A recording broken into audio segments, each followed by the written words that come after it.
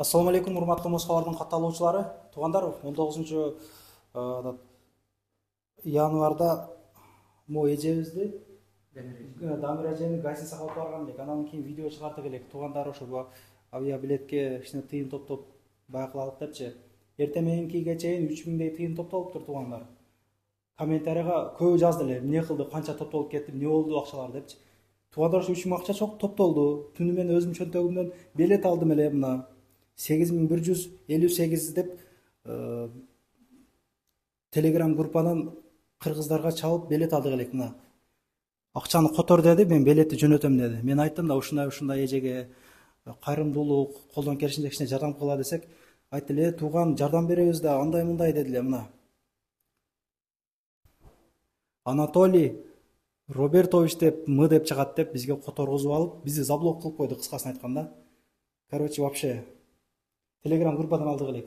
Анан туугандар, эжени миграция өкүлчүлүгүнө тапшырдык. Мына Жамболот аке өзү мойнуна алды. Бүгүн түнү 20 январь кечки бир 10дордогу рейстерге салып бересиздер да, туурабы? Ассаламу алейкум. Саламатсыздарбы. Бүгүн мына 20 январда Кудайым буйрса кече ушул эже боюнча группага тарап кетти эле. Братиславский метродон барып, ушул Исабек менен кошо барып, биздин өткөндөгү видео чыгарганбыз, ушундай турмуштук оор акыбалда калган адамдарга жардам беребиз деп. Ошол гостиницага алып барып жайгаштырып, азыр бүгүн эртең менен алып келип, азыр ушул коомдук өкүлдөр менен байланышып атабыз. Бүгүн Кудайым буйрса кечинде Дамир эже Бишкекке учуп кетет. Силерге чоң рахмат.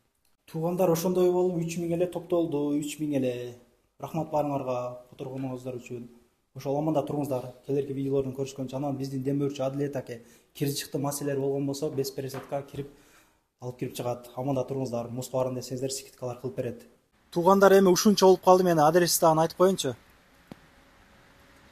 Улица Малая Полянка 7, строение 5 дейт. Метро Полянкага жакын экен. Кыргыз Республикасынын эмгек, социалдык кызмат, камсыздоо жана миграция министрлигинин Россия Федерациясындагы өкүлчүлүгү дейт туугандар. Мына иштөө убактылары мына жазып коюштур. Азыр биякта таксиде иштеп, укупка алып, какой-то сумманы төлөгөндөн кийин машинадан алып койгон ушулар болуп атат. Кече эле айткандай, машинаңды оңдотуп беребиз деп алышып, өздөрүгө жеке менчикке өткөрүп, бияктан тааныш билиш кылып олтуруп, Кыргызстанга барып сатып берген учурлар болуп атат. Ушундай маселелер болсо туугандар, кайрылыңыздар. Анан груз боюнча жанакы чет жерде көп иштеп жүрбөйбүзбү? Бул жакта өтүп кеткен болсо, мамлекет өзү жөнөтөт туугандар. Ошол маселени дагы көбүбүз билбейбиз да.